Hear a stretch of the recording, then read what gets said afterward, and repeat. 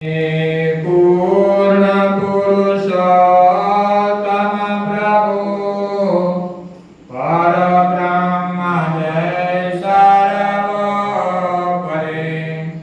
સુખકાંદ સહજાનંદજી કમનીય મૂર્તિ માતુરી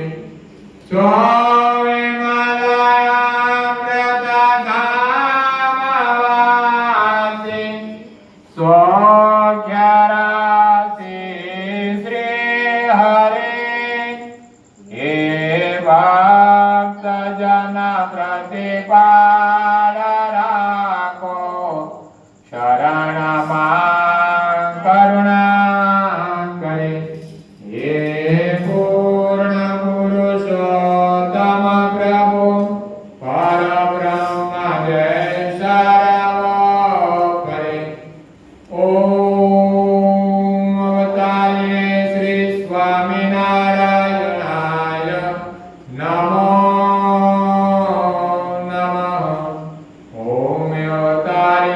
श्री हरि कृष्णाय नमो नमः ओम अवतारिणे श्री पूर्ण पुरुषोत्तमाय नमो नमः स्वामीनारायण हरे शिक्षापत्री भाष्य विवेचन श्लोक 130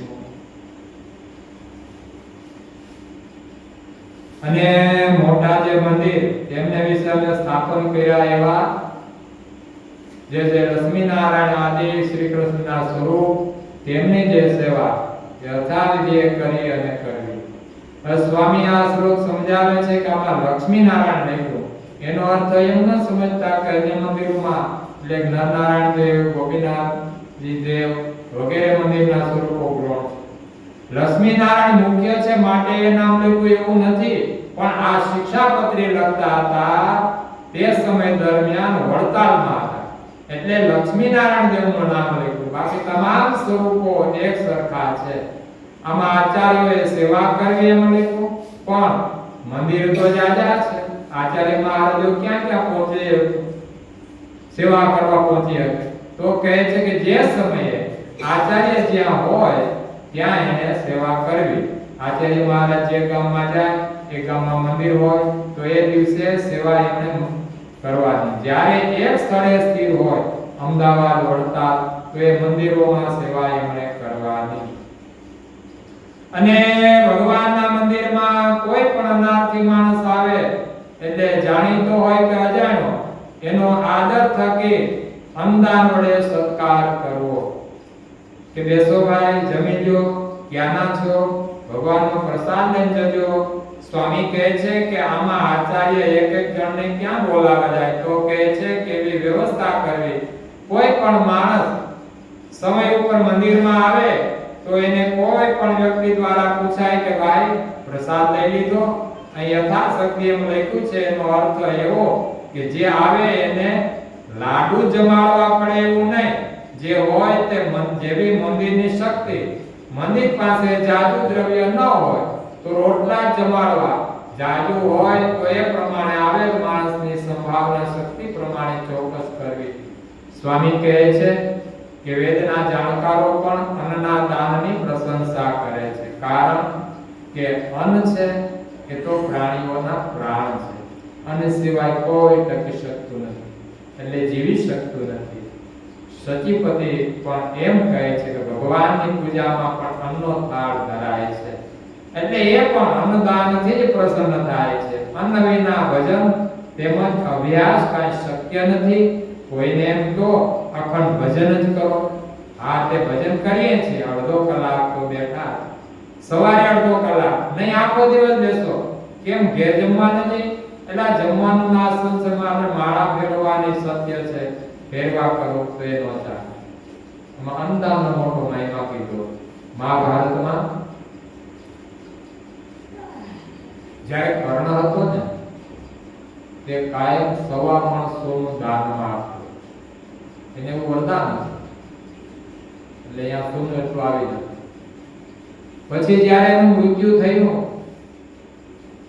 ત્યારે સ્વર્ગમાં ગયો તો એને ભૂખ લાગી એટલે જેને દાન કર્યું હતું એનો ઢગલો બતાવ્યો કે જો આ સોનાનો ઢગલો છે ને એ તારું દાન પુણ્ય એટલું છે કે અન્નદાનનો મહિમા બતાવ્યો. તો હવે શું કરવું? હવે જ્યાં જે તે વખતે અન્નક્ષેત્ર એક ચાલતું હતું ત્યાં કર્ણ જીવતો ત્યારે એને આંગળી ચીંધેલી. કોઈ પૂછ્યું કે જમવું છે તો અન્નક્ષેત્ર છે તો કે આંગળી સીધી પેલી કે જો ઓલે ઠેકાણે અન્નક્ષેત્ર ચાલે કોઈ તો સોનાનું દાન કરતો હતો.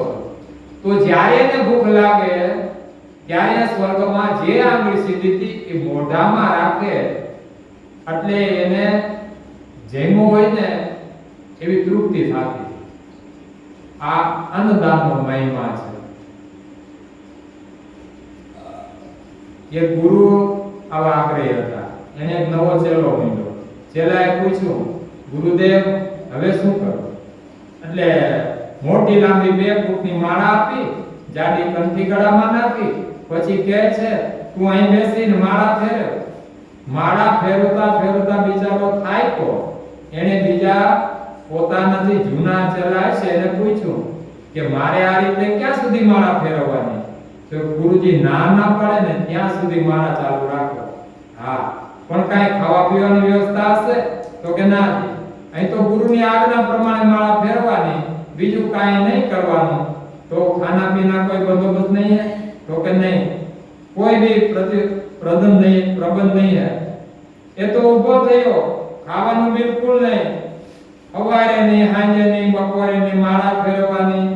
એ તો ઊભો થયો અને ગુરુ બેઠા હતા ત્યાં જઈને કે ભૂखे भजन नहीं होता गोपाला, ले लो अपनी कंठी ने ले लो अपनी माला. આ તમારી કંઠી ને આ તમારી માળા. એટલે શાસ્ત્ર એમ કહે છે કે ભજન કરવું પણ જમવું કરવું, જમવાની વ્યવસ્થા હોય તો ભજન આગળ હાલે.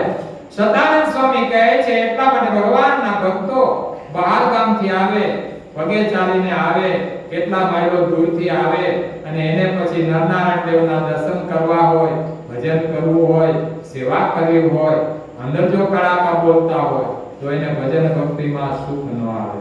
એટલે મંદિરે આવેલા કોઈ પણ વ્યક્તિને શક્તિ પ્રમાણે પ્રેમથી, આદરથી કે હવે આવ્યો છે તો બે હવે ખાઈ લે એમ નહીં, આદરથી આવો ભાઈ બેસો એમ આદર આપીને ભોજન કરાવવું. ખાવાનું આપવાની પદ્ધતિ 2 હોય કે ચાલો બેસી જાઓ ખાઈ લો એમે કહી શકાય, અને ભાઈ અહીં આવ્યા છો તો ભગવાનનો પ્રસાદ લેવા બેસો એમ આદરથી પણ કહી શકાય. 2 પદ્ધતિ છે, એક આદરની અને એક અનાદરની. અનાદરની પદ્ધતિ હવે આવ્યા છો તો નાખવું તો પડશે ને, અહીં બેઠા છો તો હવે કાઈ તો તમને એમને રવાના થોડા કરાય, અનાદરની પદ્ધતિ. ને આદરની પદ્ધતિ તો પ્રેમની છે. સ્વામી કહે છે કે ભૂખા માણસને રાંધેલું નાખવું હોય તો એની પરીક્ષા ન કરવી. પરીક્ષા એટલે તું સુપાત્ર છો કે કુપાત્ર છો એ જોવું નહીં. ભૂખો માણસ ખાઈ જાય એની કોઈ પરીક્ષા કરવાની જરૂર નથી. ભૂખાને અન્ન, તરસાને પાણી, એમાં પરીક્ષા કરવાની કોઈ જરૂર નથી. અન્નથી પ્રાણીઓનો જન્મ થાય છે, અન્નથી એ જીવે છે, માટે અન્નદાન સર્વથી શ્રેષ્ઠ દાન છે. અમારા આચાર્યોએ જેમ અન્નદાન કરાવવું એમ વિદ્યાદાન પણ કરાવવું.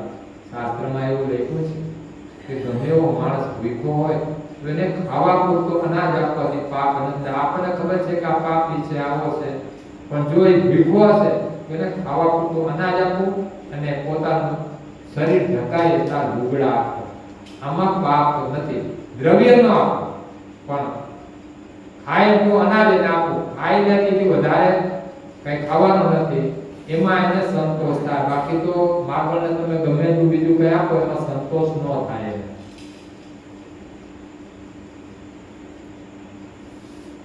અને વિદ્યાર્થી ભણાવવાની શાળા કરાવી, પછી તેમાં એક વિદ્વાન બ્રાહ્મણને રાખી પૃથ્વીની સદવિદ્યાની પ્રવૃત્તિ કરાવી. કેમ જે વિદ્યાદાનને કઈ મોટું પુણ્ય થાય. હવે આ પૃથ્વી ઉપર મોટા મોટું કોઈ પુણ્ય હોય તો વિદ્યાદાનની પ્રવૃત્તિ છે. પણ અહીં શબ્દ લખ્યો કે વિદ્યા બે જાતની. સદવિદ્યા, વિદ્યા બહુ જાતની હોય. એવી પ્રવૃત્તિ કરી શકાય કે ભણતા પહેલા દેડકું મારવું પડે, પણ સદવિદ્યા એવી વસ્તુ છે.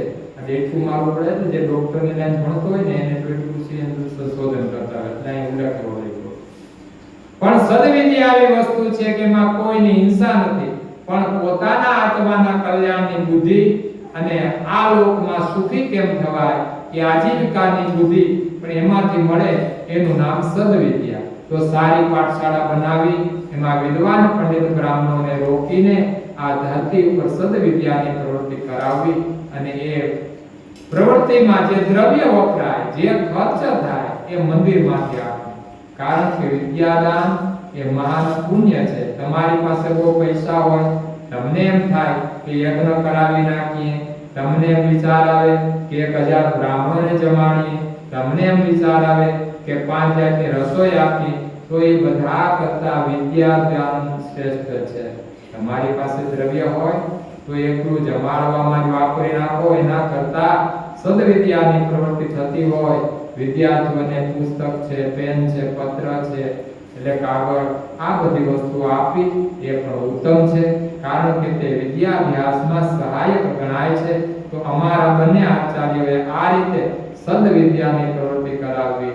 ઇતિ શ્રી શિક્ષાપત્રી ભાષ્ય વિવેચન શ્લોક 31 પૂરો દેવો શ્રીવતમ શ્રીધરમ સર્વદેવ વિશરમ ભક્તિ ધર્માત્મજં વાસુદેવાય માધવમ કેશવમ કામદાય કારણમ સ્વામિનારાયણ નીલકંઠ સહજા